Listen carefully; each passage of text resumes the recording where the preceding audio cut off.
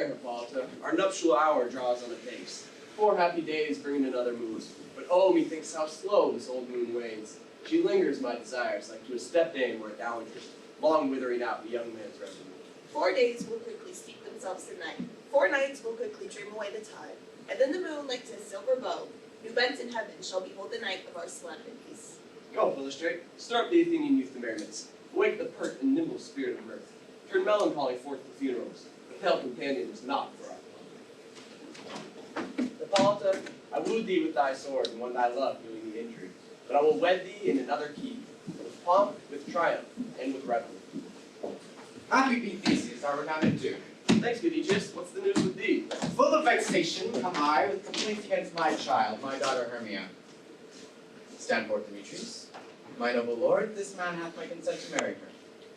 Stand forth, Lysander. And my gracious Duke, this man hath bewitched the bosom of my child. Thou, Lysander, thou hast given her rhymes and interchanged love tokens with my child. Thou hast by moonlight at her window sung, with feigning voice, verses of feigning love, and stolen the impression of her fantasy, with bracelets of thy hair, rings, gauds, conceits, knacks, trifles, nosegays, sweetmeats, messengers of strong prevailing and unhardened youth. With cunning hast thou filched my daughter's heart, turned her obedience, which is due to me, to stubborn harshness. And my gracious Duke, be it so she will not hear before your grace consent to marry with Demetrius. I beg the ancient privilege of Athens, as she is mine, I may dispose of her, which shall either be to this gentleman, or to her death, according to our law immediately provided in that case. What say you, Hermia? Be advised, fair maid, to you your father should be as a god, one that composed your beauties, yea, and one to whom you are but as a form in wax. By him imprinted, and within his power, to leave the figure or disfigure it. Demetrius is a worthy gentleman. So is Lysander. In himself he is, but in this kind, one in your father's voice, the other must be held the worthier. I would my father looked, but with my eyes. Rather your eyes must with his judgment look. I do entreat your grace to pardon me. I know not by what power I am made bold, nor how it may concern my modesty. In such a presence here I am to plead my thoughts. But I do beseech your grace that I may know the worst that may befall me in this case if I refuse to wed Demetrius. Either to die to death, or to abjure forever the society of men. Therefore, fair Hermia, question your desires. Know your youth. Examine well your blood. Whether if you yield not to your father's choice, you can endure the livery of a nun. Were I to be in shady cloister mute, to live a barren sister all your life, chaining faint hymns to the cold, fruitless moon. Thrice blessed, they that master so their blood, to undergo such a maiden pilgrimage. But earthlier happy is the rose distilled, than that which withering on the virgin thorn, grows, lives, and dies in single blessedness. So will I grow, so live, so die, my lord, ere I will yield my virgin patent up unto his lordship, whose unwished yoke my soul consents not to give sovereignty. Take time to pause, and by the next new moon, the sealing day betwixt my love and me, for everlasting bond of fellowship. Upon that day, either prepare to die for disobedience to your father's will, or else to wed Demetrius as he would, or on Diana's altar to protest for high austerity and single life. Relent, sweet Hermia, and Lysander, yield thy crazed title to my certain right. You have her father's love, Demetrius. Let me have Hermia's. Do you marry him? Scornful Lysander. True, he hath my love, and what is mine my love shall render him. And she is mine, and all my right of her I do estate unto Demetrius. I am, my lord, as well derived as he, as well possessed. My love is more than his. My fortunes in every way as fairly ranked, if not with vantage, as Demetrius's. And which is more than all these boasts can be, I am beloved of beauteous Hermia. Why should not I then prosecute my right? Demetrius, I'll avouch it to his head, made love to Nadar's daughter, Helena, and she, sweet lady, dotes, devoutly dotes in idolatry upon this spotted and inconstant man. I must confess that I have heard so much, and with Demetrius thought to have spoke thereof, but being overfull of self-affairs, my mind is losing. But Demetrius, come, and come, Aegis, you shall go with me. I have some private schooling for you both. For you, Hermia, look you arm yourself to fit your fancies to your father's will, or else the law of Athens yields you up, which by no means we may extenuate, to death or to a vow of single life. Come, Hippolyta, but cheer, my love. Demetrius and Aegis, go along. I must employ you in some business, against our nuptial, and confer with you something nearly that concerns yourselves. With duty desire we follow you.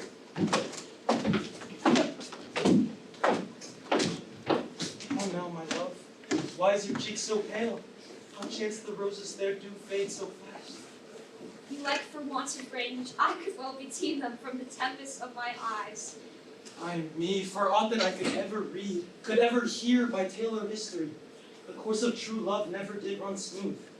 But either it was different in blood, Oh, cross too high to be enthralled to love. or else misgrafted in respect of years, Oh, spite too old to be engaged too young. or else it stood upon the choice of friends. Oh, how to choose love by another's eyes. Or, if there were a sympathy in choice, war, death, or sickness did lay siege to it, making it momentary as a sound, swift as a shadow, short as any dream, brief as the lightning in the collied night, that in a spleen unfolds both heaven and earth, and ere a man hath power to say, Behold!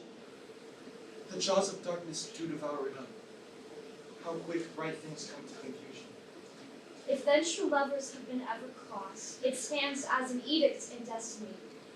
Then let us teach our trial patience, for it is a customary cross, as due to thoughts, dreams, wishes, and sighs, or fancy's followers. A good persuasion. Therefore, hear me, Hermia. I have a widow aunt, a dowager of great revenue, and she hath no child. From Athens is her house remote 7 leagues, and she respects me as her only son. There, gentle Hermia, may I marry thee, and to that place the sharp Athenian law cannot pursue us.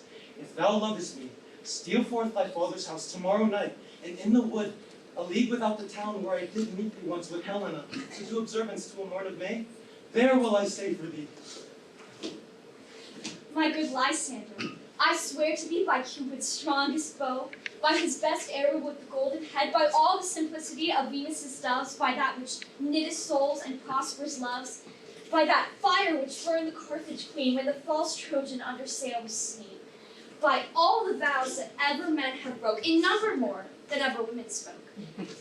In that same place that thou hast appointed me, tomorrow truly will I meet with thee. Keep promise, love. Look, here comes Helena. Godspeed, fair Helena, whither away? Call you me fair? That fair again I say. Demetrius loves your fair. Oh, happy fair. Your eyes are lodestars, and your tongue's sweet air more tunable than lark to shepherd's ear. When wheat is green, when hawthorn buds appear. Sickness is catching o'er favor so. Yours would I catch, fair Hermia, ere I go. My ear should catch your voice, my eye your eye, my tongue should catch your tongue's sweet melody. Were the world mine, Demetrius being faded, the rest I'd give to be to you translated. Oh, teach me how you look, and with what art you sway the motion of Demetrius' heart. I frown upon him, yet he loves me still. Oh, that your frowns would teach my smile such skill. I give him curses, yet he gives me love. Oh, that my prayers can such affection move. The more I hate, the more he follows. The more I love, the more he hated me. His folly, Helena, is no fault of mine. None but your beauty would that fault were mine. Take comfort, he no more shall see my face. Lysander myself shall fly this place. Before the time that I did Lysander see, seemed Athens as a paradise to me. Oh, then what graces in my love do dwell, that he hath turned a heaven unto a hell. Helen, to you our minds we will unfold. Tomorrow night, when Phoebe doth behold her silver visage in the watery glass, decking with liquid pearls the bladed grass, a time that lovers' flights doth still conceal, through Athens' gates have we devised to steal. And in the wood where often you and I, upon faint primrose beds, were wont to lie, emptying our bosoms of their counsel sweet, there my Lysander and myself shall meet. And thence from Athens turn away our eyes to seek new friends and stranger companies. Farewell, sweet playfellow. Pray thou for us, and good luck grant thee thy Demetrius. Keep word, Lysander. We must starve our sight from lovers through till morrow deep midnight. I will, my Hermia. Helena, adieu. As you don't want him, Demetrius don't want you. How happy some or other some can be. Through Athens, I am thought as fair as she. But what of that? Demetrius thinks not so. He will not know what all but he do know. And as he errs doting on Hermia's eyes, so I admiring of his qualities. things base and vile holding no quantity. Love can transpose to form and dignity. Love looks not with the eyes, but with the mind, and is therefore winged Cupid painted blind, nor hath love's mind any judgment taste, wings and no eyes figure unheedy haste. And therefore is love said to be a child, because in choice he's so oft beguiled, as waggish boys and then games themselves forswear. So the boy love is perjured everywhere. For ere Demetrius looked on Hermia's eye, he hailed on oaths that he was only mine. And when this hail some heat from Hermia felt, so he dissolved, in showers of oaths that melt. I will go tell him of fair Hermia's flight, and to the woods will he tomorrow night pursue her. And for this intelligence, if I have thinks it is a dear expense. But hear me not to enrich my pain to have his sight thither and back again.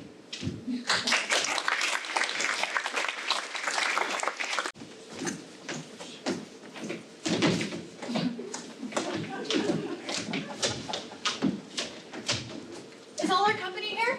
You're best to call them generally man by man according to the script. Here's the scroll of every man's name which is thought fit through all Athens to play our interlude before the Duke and Duchess on his wedding day at night. First, good Peter Quince, say what the play treats on, and then read the names of your actors, and so grow to a point. Mary, I place the most lamentable comedy and most cruel death of Pyramus and A very good piece of work, I assure you, and a merry. Now, good Peter Quince, call forth your actors by the scroll. Masters, spread yourselves. Nick Bottom, the leader. Ready! Name what part I am for and proceed. You, Nick Bottom, are sit down for Pyramus. What is Pyrrhus? A lover or a tyrant? A lover that kills himself most gallant for love. That will ask some tears in the true performing of it, if I do it. Let the audience look to their eyes. I will move storms. I will condole in some measure. To the rest. Francis, And yet my chief humor is for a tyrant. I could play Hercules rarely, or a part to Terracadon, to make all split.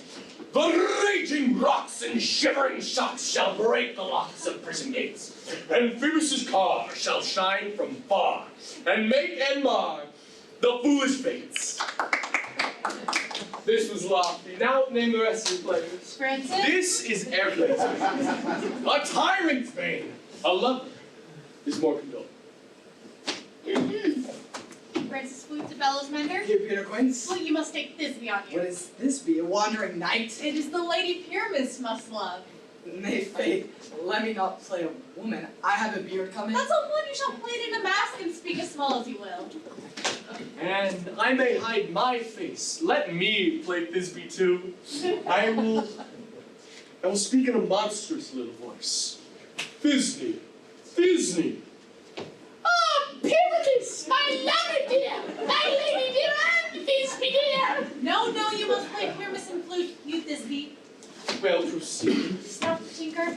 Yes, Peter Quince. You, Pyramus's father, myself, Thisbe's father, and Snout the joiner. You, the lion's part. And I hope here is a play fitted. Have you the lion's part written? Pray you. If it be, give it me, for I am slow of city. You may do it extempore, for it is nothing but roaring. Let me play the lion too. I will roar that I will make the Duke say, let him roar again. Let him roar again. And you should do it too terribly. You would frighten the duchesses and the ladies out with shrieking that were enough to hang us all. That would hang us, every mother's son. I grant you, friends, if you should frighten the ladies out of their wits, they would have no more discretion but to hang us. But I will aggravate my voice so that I will roar you as gently as any sucking dove. I will roar you and to where any nightingale. Roar! You can play no part but Pyramus, for Pyramus is a sweet-faced man, a proper man, as one shall see in a summer's day, a most gentlemanly-like man, therefore you must needs play Pyramus. Well, I will undertake it. But, masters, here are your parts, and I am to entreat you, request you, and desire you to come by tomorrow night and meet me in the palace wood a mile without the town. There we will rehearse. Or if we meet in the city, we will be dogged with company at our own devices known.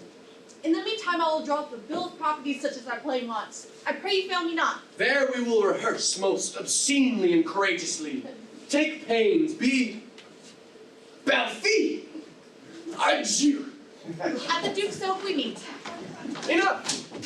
Hold or cut bowstrings.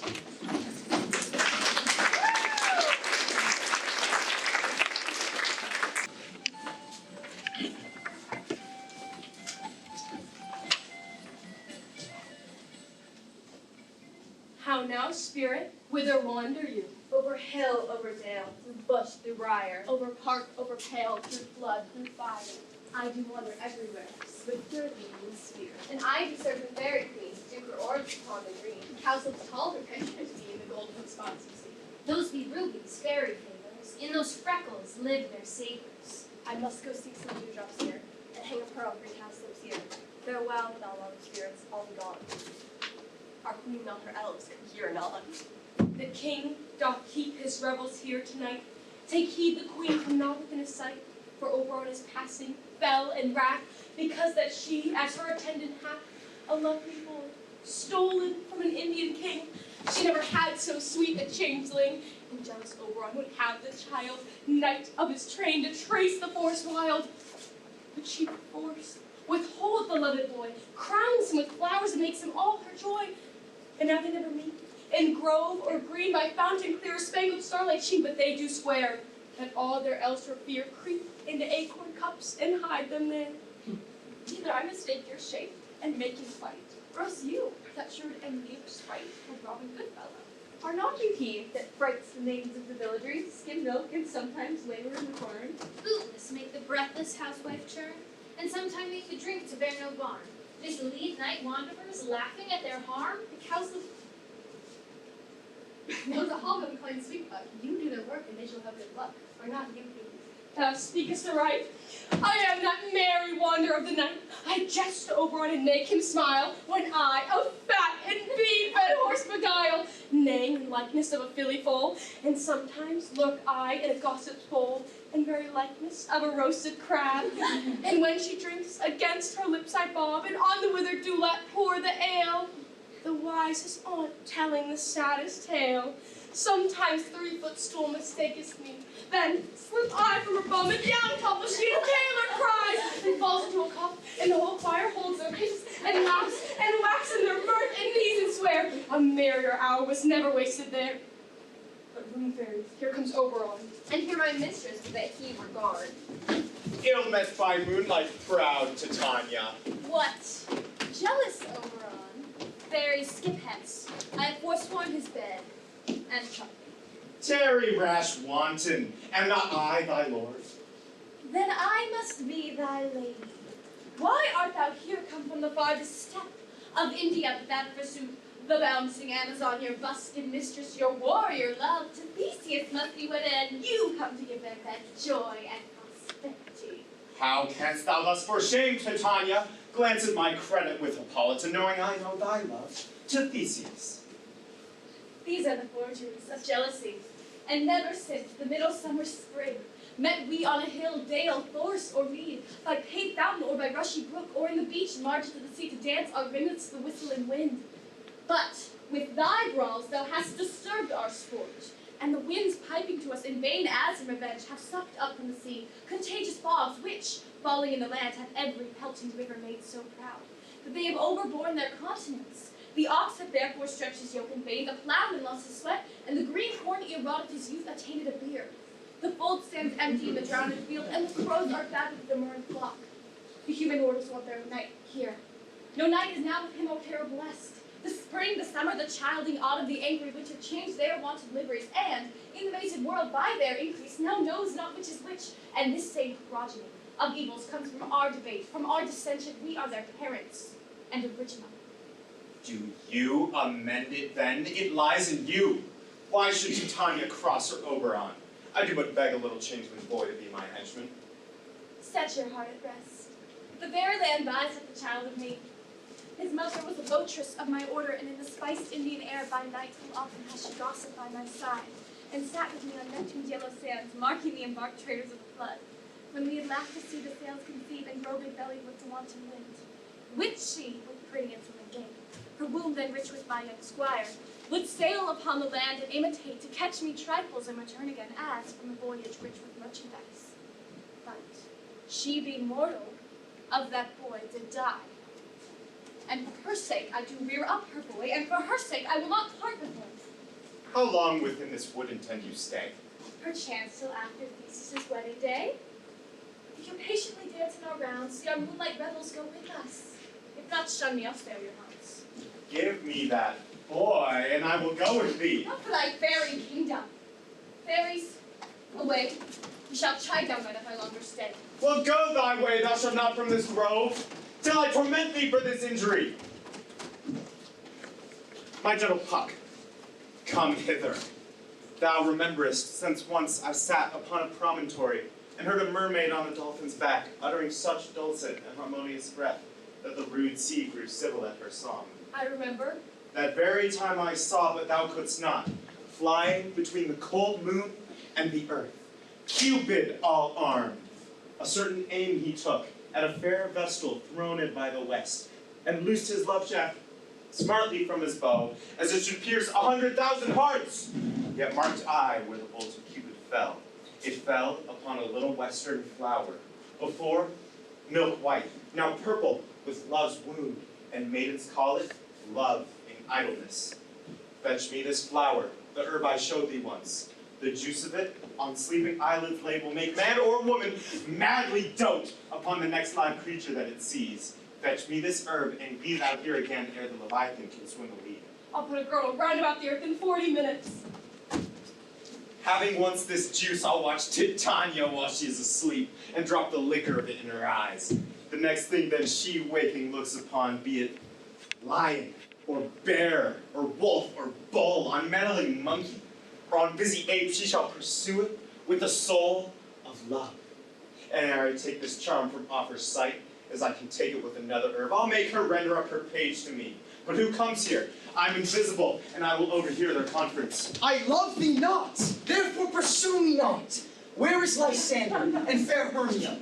The one I'll slay, the other slayeth me. Thou toldst me they were stolen up to this wood, and here am I, and wood within this wood, because I cannot meet my Hermia. Hence, get thee gone and follow me no more. You draw me, you hard-hearted adamant. But yet you draw not iron, for my heart is true as steel. Leave here your power to draw, and I shall have no power to follow you. Do I entice you? Do I speak you fair? Or rather, do I not in plainest truth tell you I do not nor cannot love you? And even for that do I love you the more. Demetrius, I am your spaniel, and the more you beat me, I will fawn on you. Use me but as your spaniel. Spurn me, strike me, neglect me, lose me. Only give me leave, unworthy as I am, to follow you. What worser place can I beg in your love? And yet a place of high respect with me, and to be used as you use your dog! Tempt not too much the hatred of my spirit, for I am sick when I do look on thee. I am sick when I look not on you. You do impeach your modesty too much, to leave the city and commit yourself into the hands of one that loves you not. You trust the opportunity of night and the ill counsel of a desert place with the rich worth of your virginity. Virtue is my privilege, for that it is not night when I do see your face. Therefore I think I am not in the night, nor doth this world lack worlds of company for you, and my respect of all the worlds. And how can it be said that I am alone when all the world is here to look on me? I'll run from thee and hide me in the place and leave thee to the mercy of wild beasts. The wildest hath not such a heart as you. Run when you will, scorch shall be changed. Apollo flies and Daphne holds the chase. The dove pursues the griffin. The mild hind makes speed to catch the tiger. Foolish speed when cowardice pursues and valor flies. I will not say thy questions. Let me go. Or if thou follows me, do not believe, but I shall do thee mischief in the wood. Aye, in the temple, the town, the field, you do me mischief. Fie, Demetrius, your wrongs to set a scandal on my sex. We cannot fight for love as men may do. We should be wooed, and we're not made to woo. I'll follow thee and make a heaven of hell, since I'm on the hand I love so much. Aye, there it is. I pray thee give it me. I know a bank where the wild thyme blows, where oxlips and the nodding violet grows, quite over canopied with luscious woodbine, with sweet musk roses and with eglantine. There sleeps Titania, some time of the night, lulled in these flowers with dances and delight. And with the juice of this, I'll streak her eyes and make her full of hateful fantasies. Take thou some of it and seek through this grove. A sweet Athenian lady is in love with a disdainful youth. Anoint his eyes, but do it when the next thing he espies may be the lady. Thou shalt know the man by the Athenian garments he hath on. And look thou, meet me ere the first cock crow. Fear not, my lord, your servant shall do so.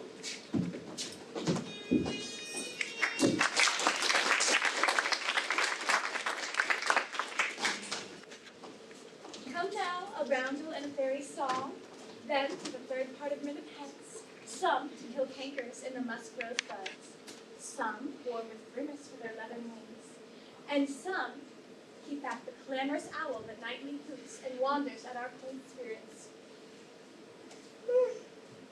Sing me now to sleep.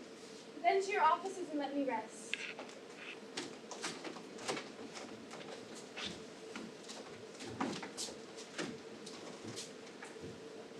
You spotted snakes with double tongue, thorny hedgehogs be not seen, roots and blighworms do no wrong, come not near our fairy queen.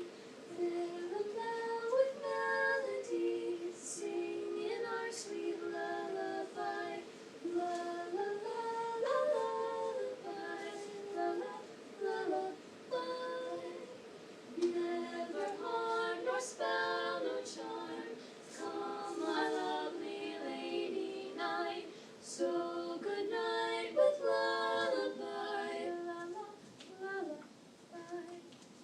Weaving spiders come us here, and to long legs spinners' heads, speed of flags approach not there, one nor stand to no or stand to no or stand to no offense. Fill them low with melody, sing in our sweet lullaby, la la la la lullaby, la la lullaby. Never harm nor spell nor charm, come our lovely lady night, so good night with lullaby.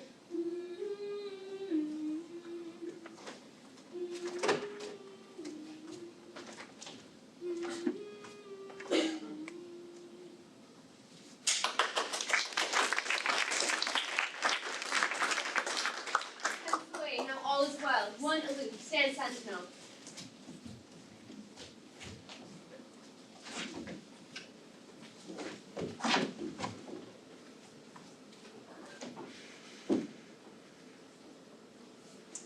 What thou seest when thou dost wake, do it for thy true love. Take love and languish for his sake, be it ounce or cat or bear, pard or boar with bristled hair. In thy eye that shall appear when thou wakest, it is thy dear. Wake when some vile thing is near. You faint with wandering in the wood, and to speak troth, I have forgot our way. Well, rest assured, if you think it good, and tarry for the comfort of the day. Be it so, Lysander. Find you out of bed, for I upon this bank will rest my head. One turf shall serve as pillow for us both. One heart, one bed, two bosoms, and one troth.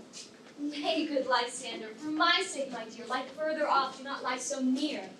Oh, take the sense, sweet of my innocence. Love takes the meaning in love's conference. I mean that my heart unto yours is knit, so that but one heart we can make of it.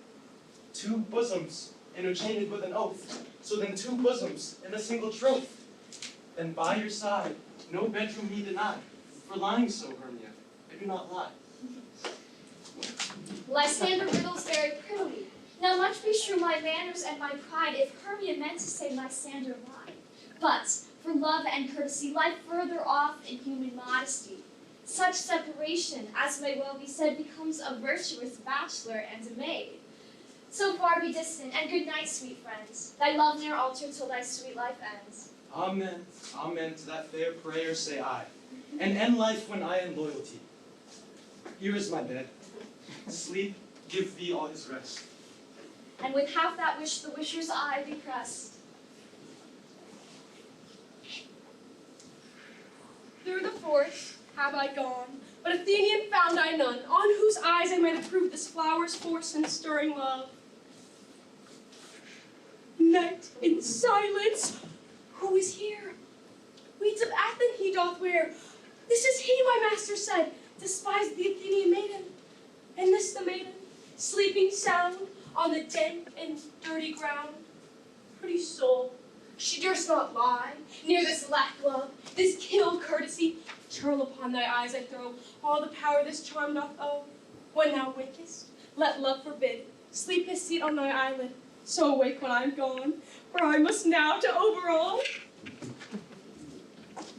Stay, will thou kill me, sweet Demetrius? I charge thee hence, and do not haunt me Will thus. thou darkling leave me? Do not so. Stay on thy peril, I alone will go. Oh, I'm out of breath in this fond chase.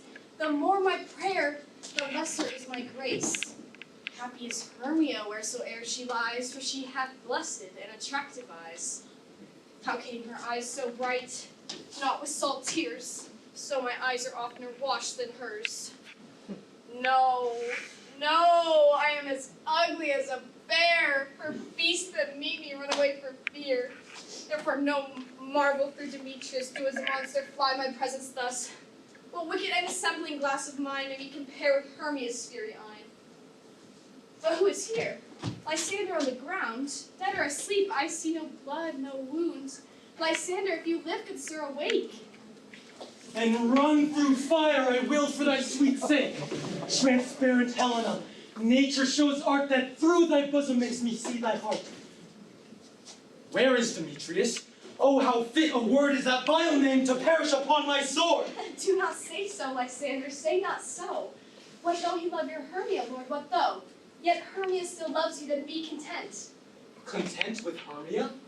No, I do repent the tedious minutes I with her have spent. Not Hermia, but Helena I love, who would not change a raven for a dove. The will of man is by his reason swayed, and reason says you are the worthier maid. Things growing are not ripe until their season, so I, being young, till now ripe not to reason. And touching now the point of human skill, reason becomes the martial to my will, and leads me to your eyes which I o'erlook, love's stories written in love's richest book. Wherefore was I to this keen mockery born, when at your hands did I deserve this scorn? It's not enough. It's not enough, young man, that I did never, no, nor never can deserve a sweet look from Demetrius' eye, but you must flout my insufficiency? Good truth. Good sooth you do. In such a shameful manner me to woo. But fare you well. Perforce, I must confess, I thought you lord of more true gentleness. Oh, that a lady of one man refused should therefore of another be abused. She sees not Hermia. Hermia, sleep thou there, and never mayest thou come Lysander near. For as a serpent of the sweetest things, the deepest loathing to the stomach brings. Or as the heresies that men do believe, are hated most of those they did deceive. So thou, my serpent and my heresy, of all be hated, but the most of me. And all my powers address your loving might, to honor Helen and to be her knight. Help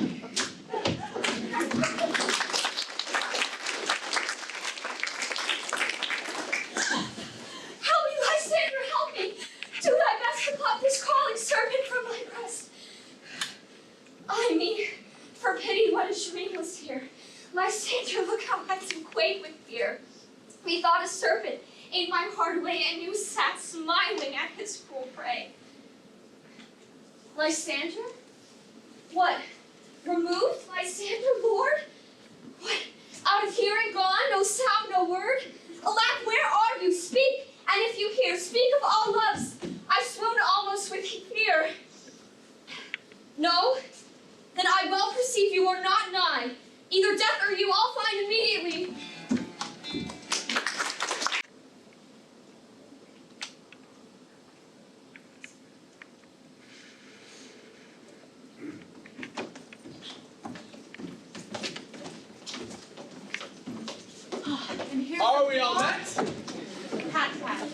And here's a marvelous convenient place for our rehearsal. This green plot shall be our stage. This hawthorn brake our tiring house, and we shall do it in action as we will do before the Duke. Peter Quince. What sayest thou, bully bottom? There are things in this comedy of Pyramus and Thisbe that will never please. First, Pyramus must draw a sword and kill himself, which the ladies cannot abide. How answer you that? Firelack and a parlous fear. I think we should leave the killing out when all is done. Nay, I have a device to make all well. Write me a prologue, and let the prologue seem to say that we will do no harm with our swords, and that Pyramus is not killed indeed. And, for the better assurance, tell them that I, Pyramus, am not Pyramus, but Bottom the Weaver. This will put them out of fear. Well, we will have such a prologue, and it shall be written in 8 and 6. Well, make it 2 more. Let it be written in 8 and 8. Will not the ladies fear the lion? I fear it, I promise you. Masters, you ought to consider yourself to bring in. God shield us! A lion among ladies is a most dreadful thing, for there's not a more fearful wild fowl than your lion living. We ought to look to it. Therefore, another prologue must tell that he's not lying. Nay, you must name his name, and half his face must be seen through the lion's neck, and he must speak through, saying thus, or to the same effect, ladies, or fair ladies, I would wish you, or I would request you, or I would entreat you, not to fear, not to tremble. My life for yours. If you think I come hither as a lion, it were a pity on my life. Nay, I am a man, as other men are. And there indeed he must name his name, and tell them plainly that he is Snug the Joiner. Well, it shall be so, but there are 2 hard things. That is to bring moonlight into the chamber, for if you'll know, Pyramus and Thisbe meet by moonlight. Doth moonshine the night we play our play? A calendar. A calendar. Look in the almanac. Find out moonshine. Find out moonshine.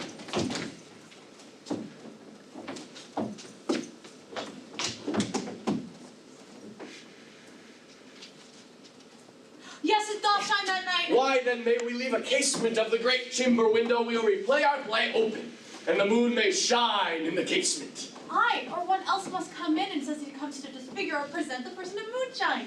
Then there's another thing, that is to bring a wall into the great chamber, for if you'll know, Pyramus and Thisbe says the story, did speak through the chink of a wall.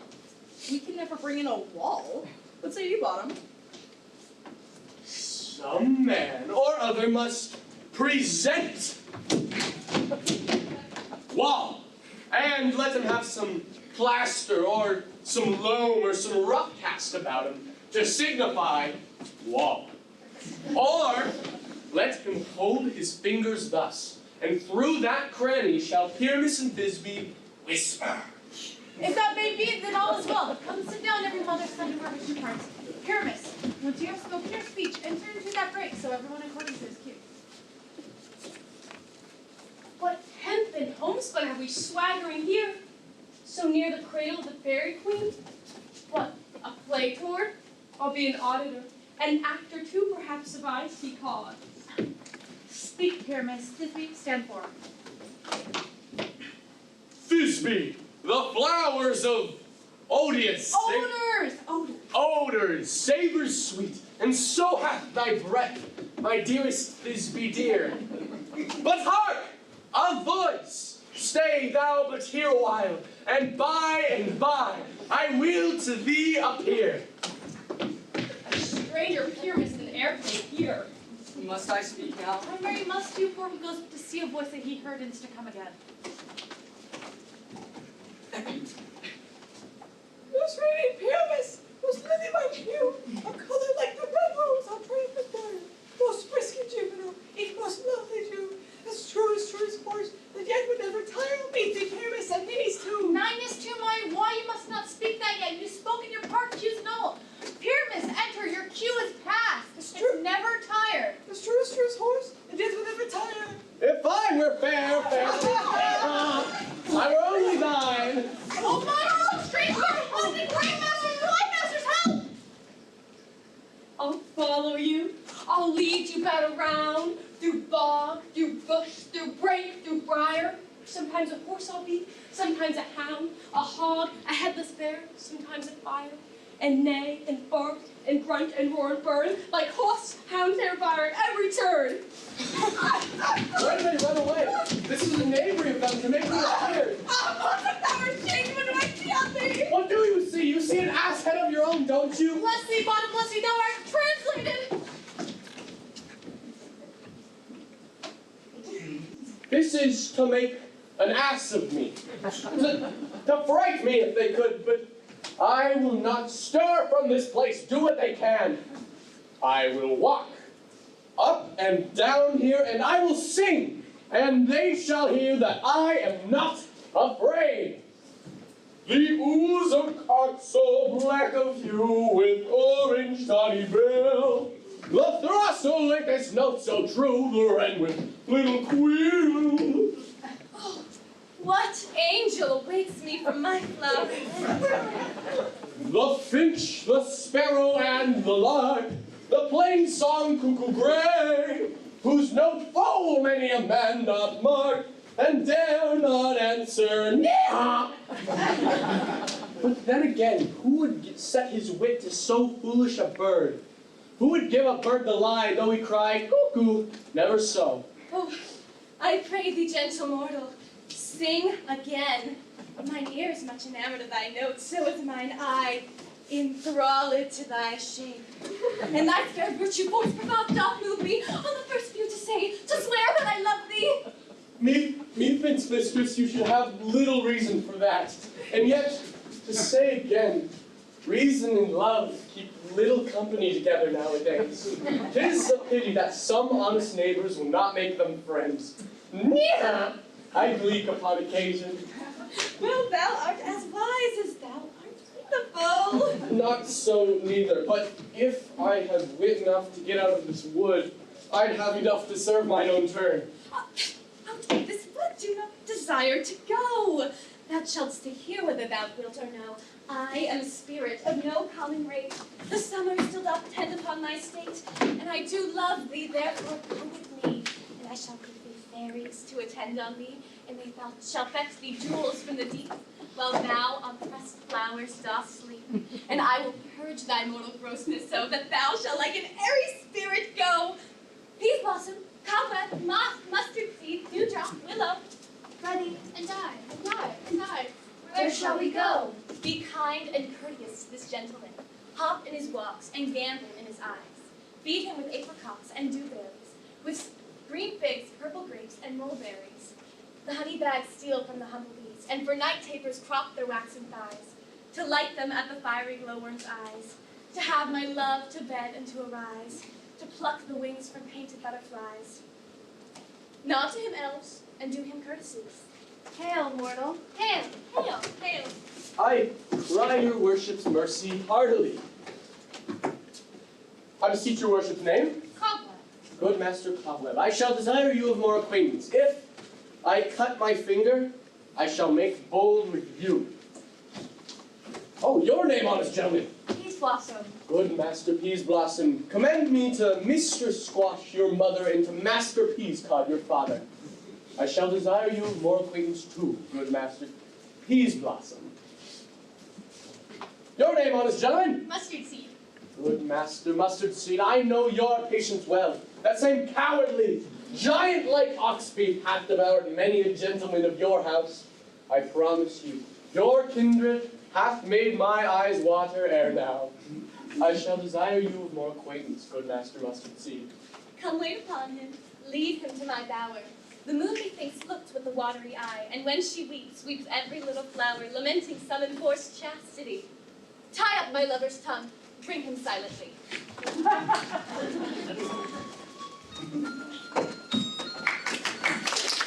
And what it was that next came in her eye which she must dote on in extremity. Here comes my messenger. How now, mad spirit? What night rule now about this haunted grove? My mistress, with the monster, is in love, near to her close and consecrated bower, while she was in her dull and sleepy hour.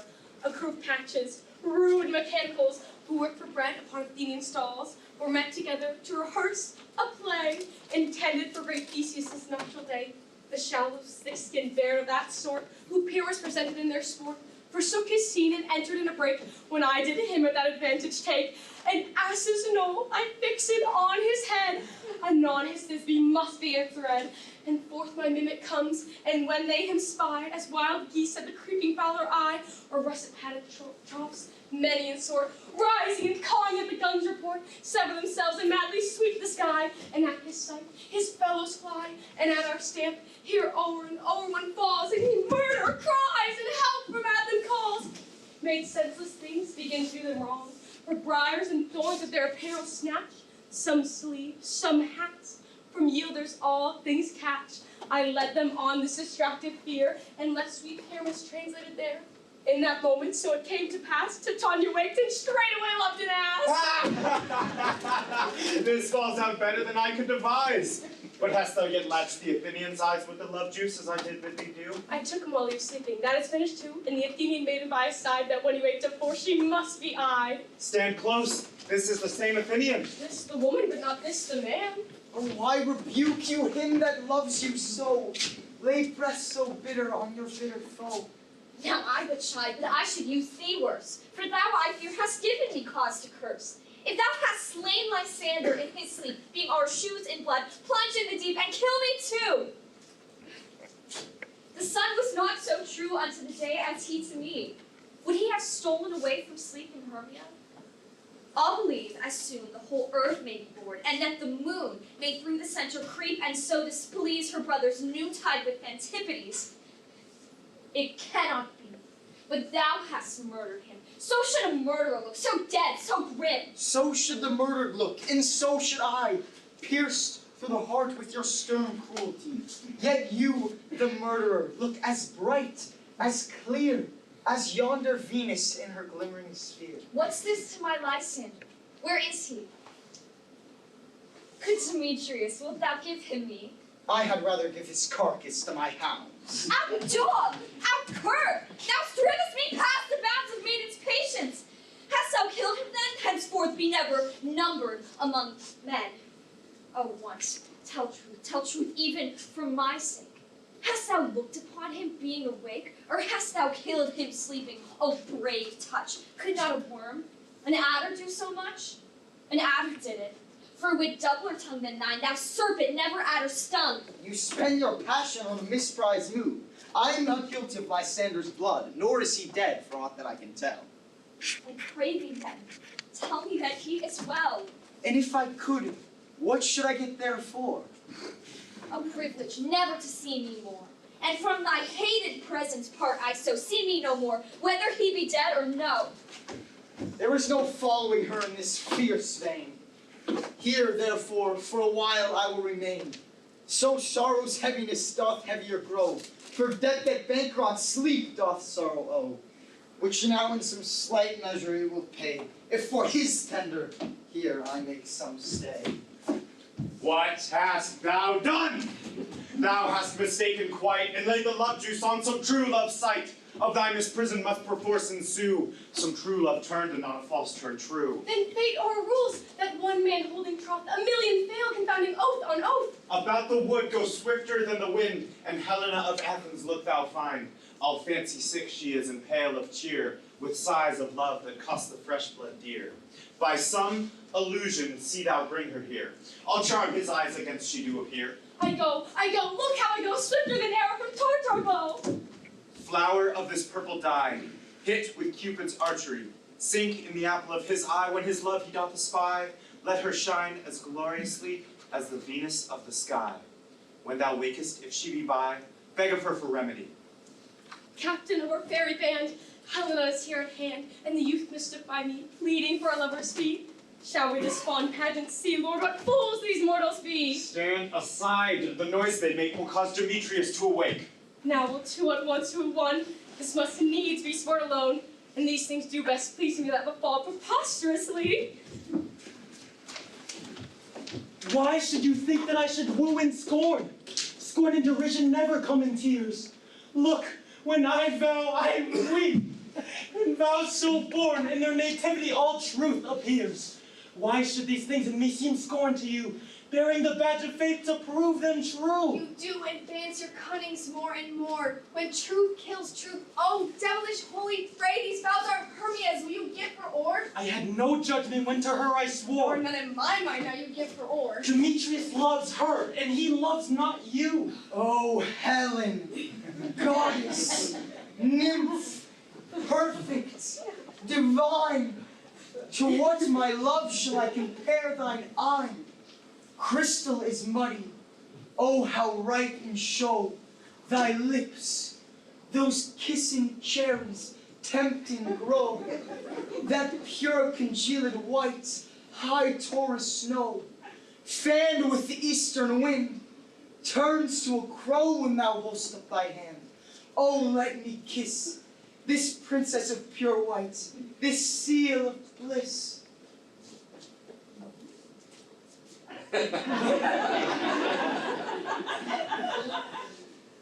Oh, spite. Oh, hell. I see you both are set against me for your merriment. If you were civil and knew courtesy, you would not do me thus much injury. Can you not hate me as I know you do, but you must join in souls to mock me too? If you were men, as men you are in show, you would not use a gentle lady so, to vow and swear and superpraise my parts. When I'm sure you hate me with your hearts. You both are rivals and love Hermia. And now both rivals to mock Helena? A trim exploit, a manly enterprise, to conjure tears up in a poor maid's eyes with your derision. None of noble sort would so offend a virgin and extort a poor soul's patience all to make you sport. You are unkind, Demetrius. Be not so, for you love Hermia. This you know I know. And here, with all goodwill, with all my heart, in Hermia's love I yield you up my part. And yours of Helen to me bequeath, whom I do love and will do till my death. Never did mockers waste for idle breath. Lysander, keep thy Hermia, I will none. If e'er I loved her, all that love is gone. My heart to her, but as guest-wife sojourned. And now to Helen is it home returned, there to remain. Helen, it is not so. Disparage not the fate thou dost not know, lest to thy peril thou will buy it dear. Look where thy love comes, yonder is thy dear. Dark night that from the eye dysfunction takes the ear more quick of apprehension makes wherein it doth impair the seeing sense, it pays the hearing double recompense. Ah, not by mine eye Lysander found my ear. I thank it brought me to thy sound. But why unkindly did thou leave me so? Why should he stay whom love doth press to go? What love could press Lysander from my side? Lysander's love that would not let him bide. Fair Helena, who more engilds the night than all yon fiery O's and eyes of light. Why seekest thou me? Could not this make me know the hate I bear thee made me leave thee so? You speak not as you think. It cannot be. Lo, she is one of this confederacy. Now I perceive they have conjoined all three to fashion this false sport in spite of me. Injurious Hermia, most ungrateful maid. Have you conspired? Have you with these contrived to bait me with this foul derision? Is all the counsel we two have shared, the sisters' vows, the hours we have spent when we have chid the hasty-footed time for parting us, oh, is all forgot? All school days friendship, childhood innocence, two lovely berries molded on one stem, so with two seeming bodies and one heart. And will you rent our ancient love asunder to join with men in scorning your poor friend? It is not friendly, 'tis not maidenly. Our sex, as well as I, may chide you for it, though I alone do feel the injury. I am amazed at your words. I scorn you not. It seems that you scorn me. Have you not set Lysander as in scorn to follow me and praise my eyes and face? And raise your other love, Demetrius, who even but now did spurn me with his foot, to call me goddess, nymph, divine, rare, precious, celestial. Wherefore speaks he this to her he hates? And wherefore doth Lysander deny your love, so rich within his soul, and tender me forsooth affection? But by your setting on, by your consent. Would thou I be not so increased as you, so hung upon with love, so miserable, but fortunate to love unloved. This you should pity rather than despise. I understand not what you mean by this. I do. Persever, counterfeit sad looks, make mouths upon me when I turn my back. Wink each at other, hold this sweet jest up. This sport, well carried, shall be chronicled. If you have any pity, grace, or manners, you would not make me such an argument. But, very well. 'Tis partly my own fault, which death or absence soon shall remedy. Stay, gentle Helena. Hear my excuse, my love, my life, fair Helena. Oh, excellent. We do not scorn her so. If she cannot entreat, I can compel. Thou canst compel no more than she entreat. Thy threats have no more strength than her weak prayers. Helen, I love thee. By my life I do. I swear by that which I will lose for thee. To prove him false that says I love thee not. I say I love thee more than he can do. If thou say so, withdraw and prove it too. Quick, come. Lysander, where to Tenthal live? Away, you! No, he'll seem to break loose. Take on as you would follow, but yet come not. You are a tame man. Go. Hang off, thou cat! Thou bird! Vile thing! Let loose, or I'll shake thee from me like a serpent! Why are you grown so rude? What changes this sweet love? Thy love? Out, loathed medicine! Oh, hated potion hence! Do you not jest? Yes, sooth, so do you. Demetrius, I will keep my word with thee. I would I had your bond, for I perceive a weak bond holds you. I'll not trust your word. What? Should I hurt her? Strike her? Kill her dead? Although I hate her, I will not harm her so.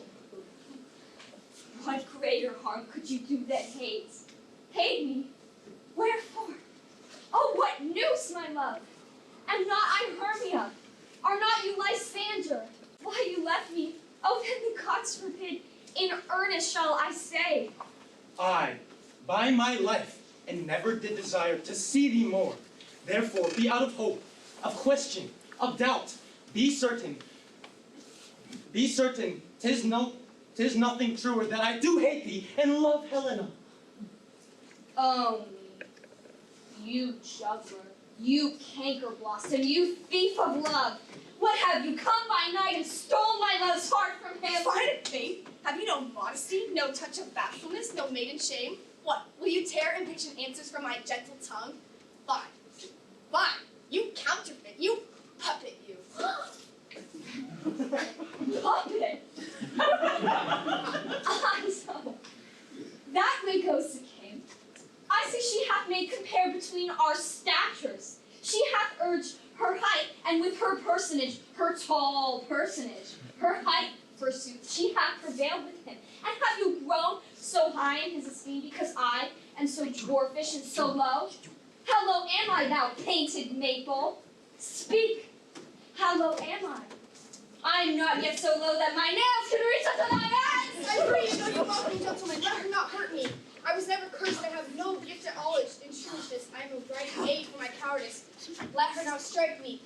You perhaps may think that because she is something lower than myself that I can match her. Lower? Bark again! Hermia, do not be so bitter with me. I evermore did love you, Hermia. Did ever keep your counsels, never wronged you.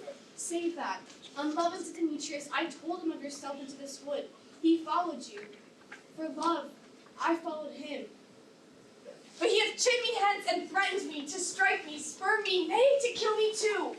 And now you will let me quiet go to Athens. I will bear my folly back and follow you no further.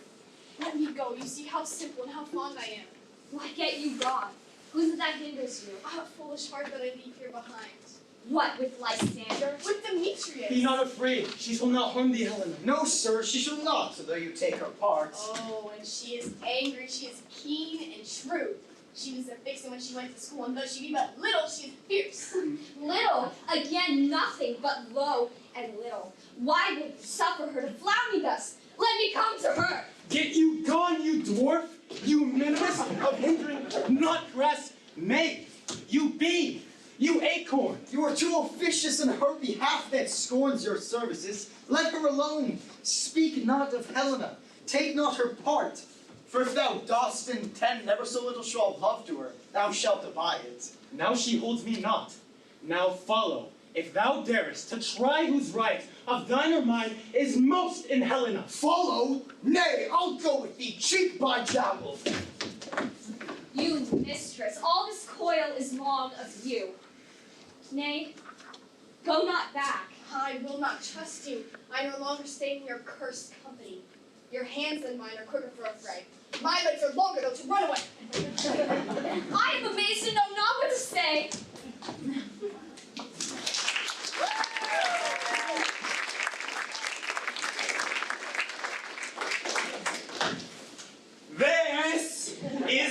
thy negligence. Still thou mistakest, or else commits thy knaveries willfully. Believe me, King of Shadows, I mistook. Did not you tell me I should know the man by the Athenian garments he had on? And so far blameless proves my enterprise that I anointed an Athenian's eyes. And so far I am glad it so did stort, as the Sir Jangling I esteem a sport. Thou seest these lovers seek a place to fight. High, therefore, Robin, overcast the night, the starry welkin cover thou anon with drooping fog, as black as Acheron, and lead these testy rivals so astray, that one not come within each other's way. Like to Lysander sometimes frame thy tongue, then stir Demetrius up with bitter wrong, and sometimes rail thou like Demetrius, and from each other look thou lead them thus, till o'er brows doth counterfeiting sleep, with leaden legs and batty wings doth creep. Then crush this herb into Lysander's eye, whose liquor has this virtuous property, to take from thence all error with its might, and make his eyeballs roll with wonted sight.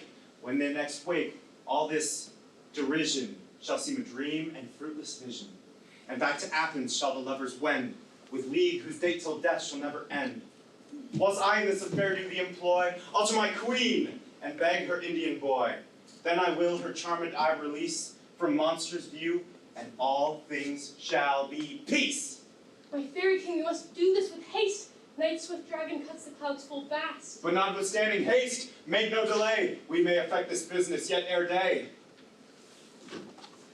Up and down, up and down. I will lead them up and down. I am feared in field and town. Goblin, lead them up and down. Here comes one. Where art thou, proud Demetrius? Speak thou now. Here, villain, drawn and ready. Where art thou? I will be with thee straight. Follow me to plainer ground. Lysander, speak again.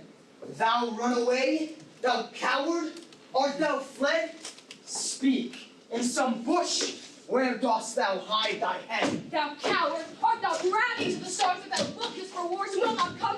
Come, record, come, child. I'll whip thee with the rod. Thee is a father draws a sword on thee. Yea, art thou there? Follow my voice, so try no manhood here. He goes before me and still dares me on? When I come when he calls, then he is gone. The villain is much lighter heeled than I followed fast, but faster he did fly. That fallen am I in dark, uneven way. And here will rest me. Come, thou gentle day, for if but once thou show me thy grey light, I will find Demetrius and revenge this spite. Ho, ho, ho, coward, why comest thou not? Abide me if thou darest, for well I wot thou runnest before me, shifting every place, and darest not stand nor look me in the face. Where art thou now? I am hither, come here. Nay, then thou mockest me. Thou shalt buy this deer if ever I thy face by daylight see. Now go thy way. Faintness constraineth me to measure out my length on this cold bed. By day's approach look to be visited.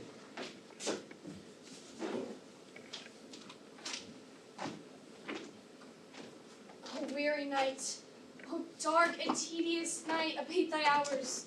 Shine comforts from the east, that I may back to Athens from these that my poor company detest. And sleep, that sometimes shuts up sorrow's eyes, steal me a while from mine own company. Yet but three. Come one more, two, both kinds make up four. Here she comes, cursed and sad. Cupid is a neighbor's lad, thus to make poor females mad. Never so in weary, never so in woe. Bedabbled with the dew and torn with briars, I can no further crawl, no further go. My legs can keep no pace with my desires. Here will I rest me till the break of day. Heaven shield Lysander if they mean a fray. On the ground, sleep sound, I'll apply to your eye, gentle lover remedy. When thou wakest, thou takest true delight in thy former lady's eyes, in the country proverb known, that every man should have his own, and in your waking shall be known, Jack shall have Jill, naught shall go ill, the man shall have his mare again, and all shall be well.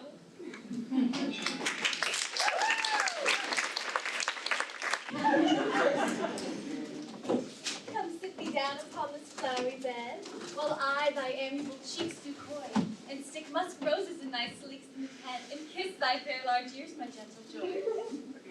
Where's Peas Blossom? Ready. Scratch my head, Peas Blossom.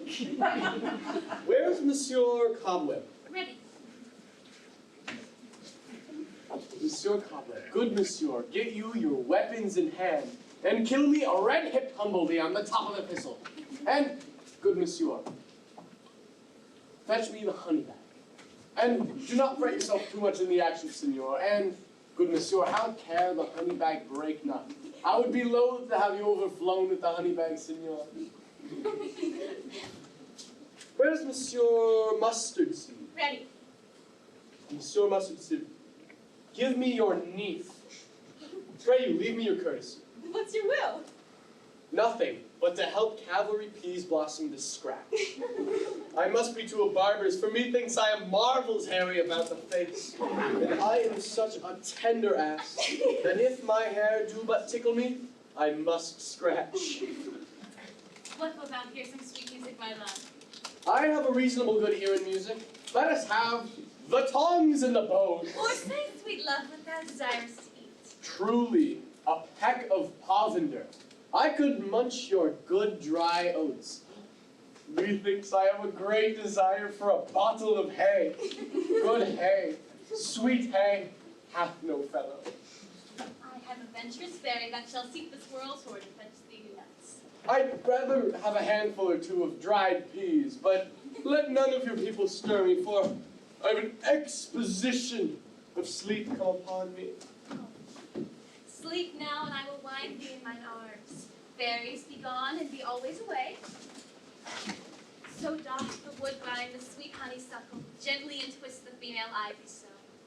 Oh, how I love thee, how I dote on thee.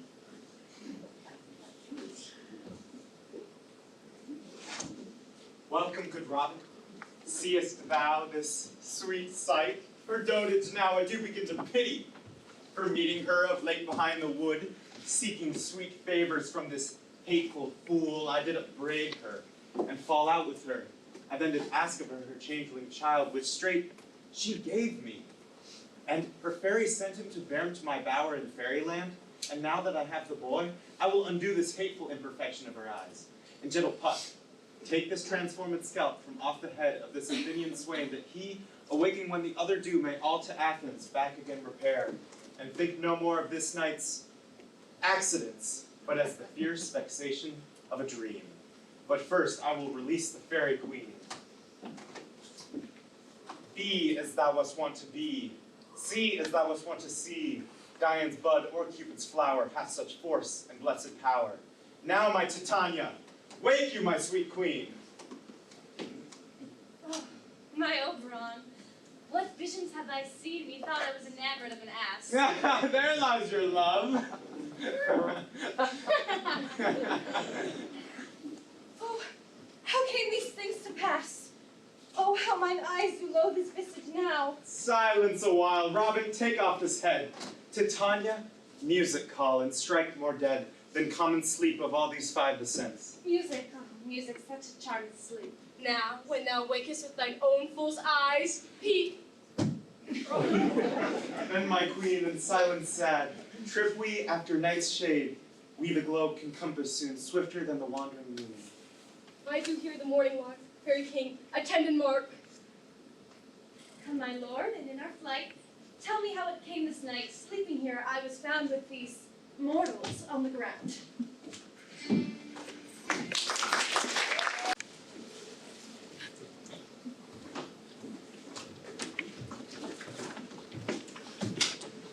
Go, one of you, find out the forester, for now our observation is performed.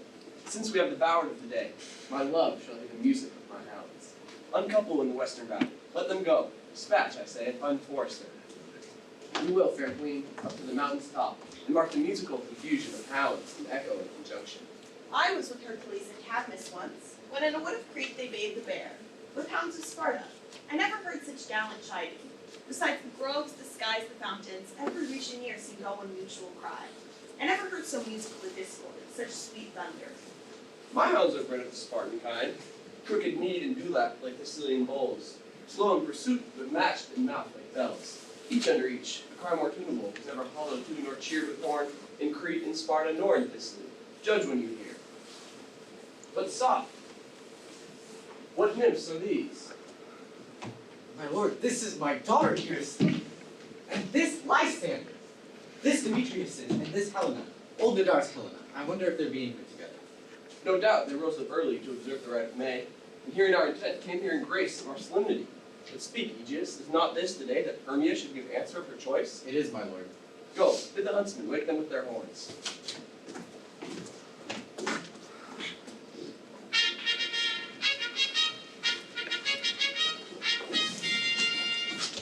Good morrow, friends. St. Valentine is past. Begin these woodbirds but to couple now?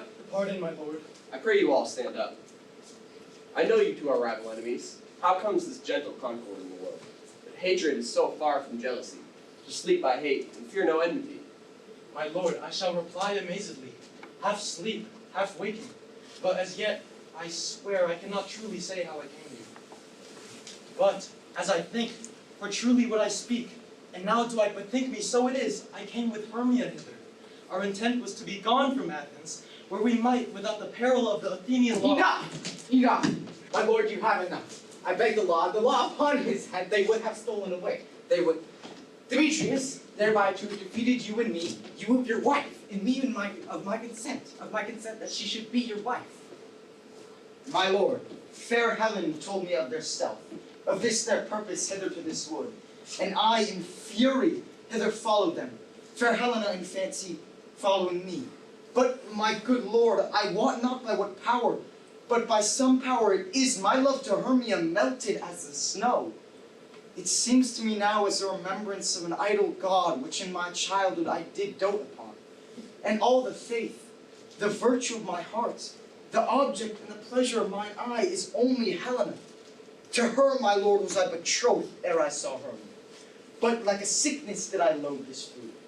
But as in health, come to my natural taste, now I do wish it, love it, long for it, and will forevermore be true to it. Fair lovers, you are fortunately met. Of this discourse we more will hear anon. Aegeus, I will overbear your will. For in the temple, by and by, with us, these couples shall eternally be knit. And for the morning now, with something worn, our purposed hunting shall be set aside. Away with us to Athens, 3 and 3. We'll hold a feast in great solemnity. Come, Hippolyta. These things seem small and undistinguishable, like far-off mountains turned into clouds. Methinks I see these things with parted eye when everything seems double. And methinks I found Demetrius like a jewel, mine own and not mine own. Are you sure that we are awake? It seems that yet we sleep, we dream. Do not you think the Duke was here and bid us follow him? Yea, and my father. And Hippolyta. And he did bid us follow to the temple. Why then we are awake. Let us follow him, and by the way, let us recount our dreams.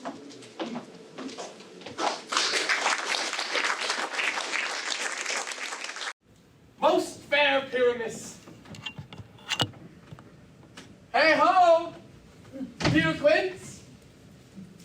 Flute the bellows mender. Snout the tinker. Snug. God's my life, stolen hence and left me asleep. I have had a most rare vision. I have had a dream past the wit of man to say what dream it was. Man is but an ass, if he will go about to expound this dream. Me thought I was, but no man can say what. Me thought I was, and me thought I had. But man is but a patched fool, if he will offer to say what me thought I had. The eye of man hath not heard, the ear of man hath not seen. Man's hand is unable to taste, his tongue to conceive, nor his heart to report what my dream was. I will get Peter Quince to write me a ballad of this dream. It shall be called Bottom's Dream, because it hath no bottom, and I will sing it in the latter end of the play before the Duke. Peradventure, to make it the more gracious, I shall sing it at her death.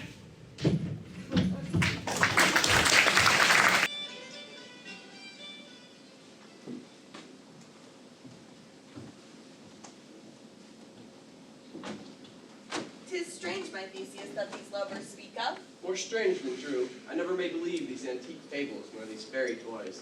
Lovers and madmen have such seething brains, such shaping fantasies that apprehend more than cool reason ever comprehends. But all this story of the night told over, and all their minds transfigured so together, more witness it than fancy's images, and growth something of great confidence, but howsoever strange and admirable. Here come the lovers, full of joy and mirth. Joy, gentle friends, joy and fresh days of love accompany your hearts. More than to us. Wait in your royal walks, your board, your bed. Come now, what masks, what dances shall we have to wear away this long age of 3 hours between our after supper and bedtime? Where is our usual miniature of mirth? What revels are in hand? Is there no play to ease the anguish of a torturing hour? Call Philostrate. Here, mighty Theseus. Say, what abridgment have you for this evening? What mask, what music? How shall we beguile the lazy time, if not with some delight? There is a brief how many sports are right. Make the choice of what your highness will see first. The battle with the centaurs, to be sung by an Athenian eunuch to the harp. Will none of that. That have I told my love and glory of my kinsman Hercules. The riot of the tipsy bacchanals, tearing the Thracian singer in their rage. That is an old device, and it was played when I from Thebes came last to conquer. A tedious, brief scene of a young Pyramus and his love Thisbe. Very tragical mirth. Merry and tragical, tedious and brief. That is hot ice and wondrous strange snow. How shall we find the concord of this discord? A play there is, my lord, some 10 words long, which is as brief as I have known a play. But by 10 words, my lord, it is too long. There is not one word apt, one player fitted, and tragical, my noble lord, it is for Pyramus there doth kill himself, which, I must confess, made mine eyes water. But more merry tears, the passion of loud laughter never shed. What are they that do play? Hard-handed men that work in Athens here, which have never labored in their minds till now, and now have toiled their unreft memories with this same play against your nuptial. And we will hear it. No, my lord, it is not for you. And there is nothing in the world, unless you can find sport in their intents, extremely stretched and conned with cruel pain to do you service. I will hear that play. For never anything can be amiss when simpleness and duty tender it. Go, bring them in, and take your places, ladies. I love not to see wretchedness overcharged with duty in this service perishing. My gentle sweet, you shall see no such thing. But he says they can do nothing in this kind. The kind are we to give them thanks for nothing. Our sport shall be to take what they mistake. And what poor duty cannot do, noble respect takes it in might, not merit. If we offend, it is with our goodwill that you should think we come not to offend, but with goodwill to show our simple skill. That is the true beginning of our end. Consider then, we come, but in a spite. We do not come as wanting to content you. Our true intent is all for your delight. You are not here as you should hear repenting. The actors are at hand, and by their show you shall know all you are like to know. This fellow doth not stand upon points. He hath rid his prologue like a rough colt. He knows not to stop. A good moral, my lord. It is not enough to speak, but to speak true. Indeed, he hath played on his prologue like a child on a recorder, a sound but not a government. His speech was like a tangled chain, nothing impaired but all disordered. Who's next? Gentle! Perchance you wonder at this show, and will wonder on till truth make all things plain. This man is pure misfortune, you'll know. This beauteous lady Thisbe is certain. This man with the lantern dog and bush of thorn present moonshine, for if you'll know, by moonshine with his own scorn. This man with lantern dog, this man with rough cast doth present wall, that vile wall which did these lovers sunder, and through a wall's chink for souls there are content, to whisper at the which let no man wander.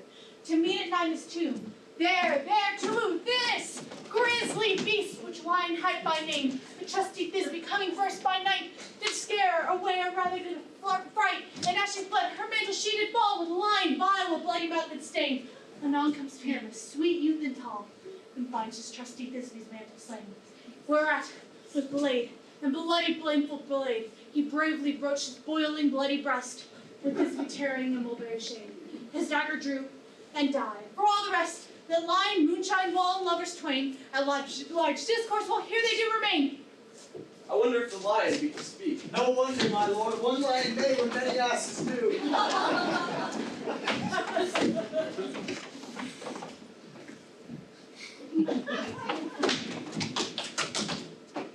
In this same interlude, it doth befall that I, one stout by name, present a wall, and such a wall as it would have you think, chat in it, a crannied hole or chink, through which the lovers, Pyramus and Thisbe, would whisper often, very secretly, this loam, this rough cast, this stone doth show, that I am that same wall.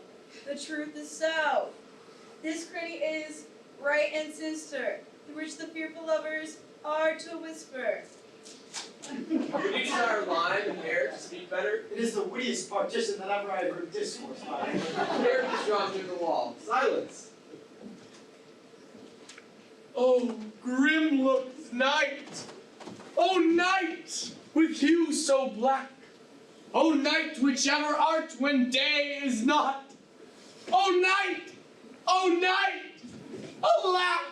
Alack! Alack! I fear my Thisbe's promise is forgot. And that wall, oh sweet, oh lovely wall, that stands between her father's ground and mine.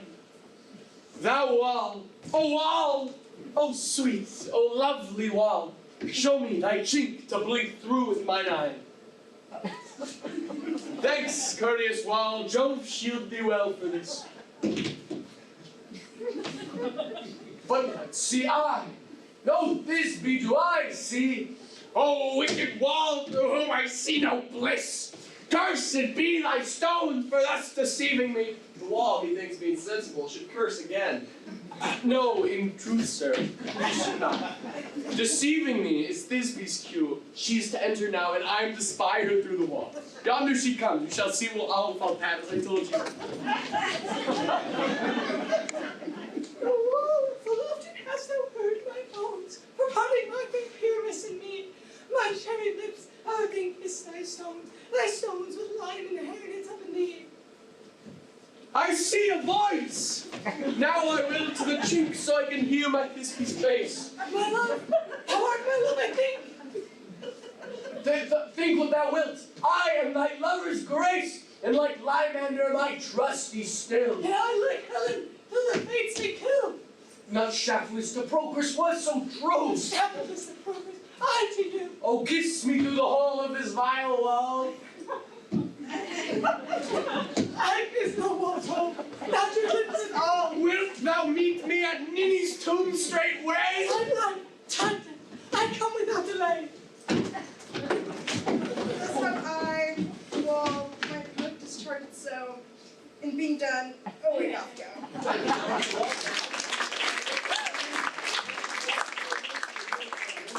This is the silliest stuff that ever I heard. The best in this kind are but shadows, and the worst are no worse if imagination amend them. Must be your imagination then, and not theirs. If we imagine no worse of them than they of themselves, they may pass for excellent men. Here must be noble beasts in, a man and a lion. Rah! You ladies, you whose gentle hearts do fear the smallest monstrous mouse that creeps on floor, may now perchance both quake and tremble here, when lion rough, in wildest rage, doth roar. Then know that I, as Snug the joiner, am a lion's fell, nor else no lion's dam. For if I should, when lions come in strife, into this place, twere pity on my life. A very gentle beast, and of a good conscience. The very best mad beast, my lord, that e'er I saw. This lion is a very fox for his valor. True, and a goose for his discretion. Not so, my lord, for his valor cannot carry his discretion, and the fox carries the goose. His discretion, I'm sure, cannot carry his valor, for the goose carries not the fox. It is well. Leave it to his discretion, and let us listen to the moon. This lanthorn doth the horned moon present. She should have worn the horns on her head. She is no crescent, and her horns are invisible within the circumference. This lanthorn doth the horned moon present. Myself the man in the moon do seem to be. This is the greatest error of all the rest. The man should be put into the lanthorn. How is it else the man in the moon? He dares not come there for the candle, for you see it is already in snuff. I'm wary of this moon. What he would change. It It appears by a small act of discretion that he is in the way, but yet, in courtesy and all reason, we must stay the time. Proceed. All I have to say is this Linthorn is the moon, myself the man in the moon, this thorn bush my thorn bush, and this dog my dog. Why, all these should be in the lanthorn, for all these are in the moon. What silence here comes this be? This is something he's doing. Where's Balloon? Well run, Disby. Well shown, Moon. Truly, this shines in good grace. Well mouthed, Lion. And then came Pyrrhus. Sweet moon, I thank thee for thy sunny beams. I thank thee now for shining so bright. For by thy gracious gold and glittering gleams, I trust to take of truest Thisbe sight. But stay, oh spite, but mark, poor knight, what dreadful dole is here. Eyes do you see? How can it be? Oh dainty duck, oh dear, thy mantle good. What? Stained with blood! Oh, protein fury fell! Oh, fates, come, come! Cut thread and thrum, quail, crush, conclude, and quell. This passion and the death of a dear friend, go near to make a man look sad. Shrew my heart, but I pity the man. Oh, wherefore, nature, didst thou lion's brave, which lion vile hath deflowered my dear, which is, no, which was the fairest dame, that lived, that liked, that loved, that looked with cheer. Come, tears confound, out, sword and wound, the path of Pyramus, I that left path, where heart doth hop.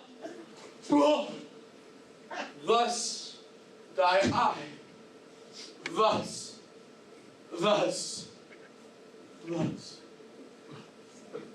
Now I am dead. Now I am fled. My soul is in the sky. Tongue, lose thy light. Moon, take thy flight. Now die. Die. Die. Die. Die. Die. Die. Die. Die. No, die. An ace for him, for he is but one. Less than an ace, man, for he is dead. He is nothing. With the help of a surgeon, you might yet recover. And yet, you could ask. Oh, chance moonshine is gone before Thisbe comes back and finds her love. She will find him by starlight. Here she comes, and her passion ends the play. Methinks she should not use such a long one for Pyramus. I hope she will be brief. A moat will turn the balance. Which Pyramus, which Thisbe is the better? He for a man, God warrant us. She for a woman, God bless us. She had spied him already with those sweet eyes. I thought she means a vive set. Asleep? Hello? Again? Hello? Pyramus! Eyes! Speak. What's up? Dead. That tongue was covered thy sweet eyes. These lily lips, this cherry nose, these yellow cowslip cheeks are gone. Lovers make moan. His eyes were as green as leeks. Oh, sisters three, come to me. With hands as pale as milk, lay them in gore. Since you have shore with shears his threaded silk. Tongue not a word. Come, trusty sword. Come, blade, my breast and brew. Farewell, friends. Thus this be ends. Adieu, adieu, adieu. Moonshine and Lion are left to their I promise you, the wall is bound in the heart of their fathers. Will it please you to see an epilogue or to hear a burgomask dance between two of our company? No epilogue, I pray you. Your playing is no excuse, never excuse. For when all the players are dead, there need none to be blamed. Let your epilogue alone. Lovers to bed, 'tis almost fairy time. I fear we may outsleep the coming morn as much as we this night have overwatched. This palpable gross play hath well beguiled the heavy gate of bed. Sweet friends to bed, a fortnight hold we this solemnity, and nightly revels in new jollity.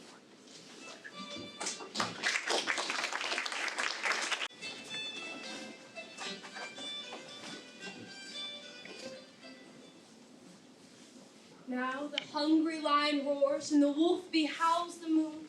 Walks the heavy plowman snores, all with weary tasks done. Now it is that time of night, that all the graves all gaping wide, everyone set forth to sprite, and in the churchway's path to glide. And we fairies that do run, by the triple Hecate's team, from the presence of the sun, following darkness like a dream. Now our frolic, not a mouth shall disturb this hallowed paths. I am sent with broom before to sweep the dust behind the door. Through the house give glimmering light by the dead and drowsy fire.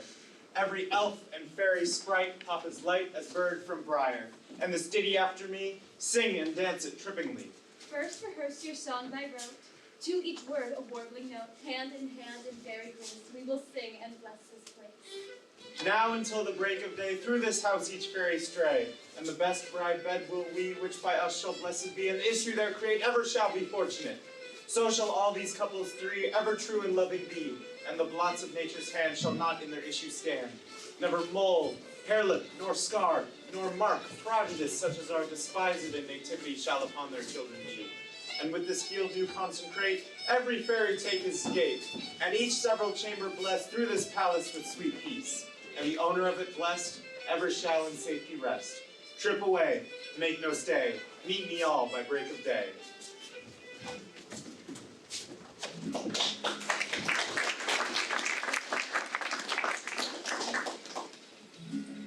If we shadows have offended, think but this, and all is mended. That you have but slumbered here while these visions did appear, and this weak and idle theme, no more yielding than a dream. Gentles, do not reprehend. If you pardon, we will mend. And, as I'm an honest pup, if we have unearned luck, now to escape the serpent's tongue, we'll make amends ere long, else the puck a liar call. So, good night unto you all. Give me your hands if we be friends, and Robin shall restore amends.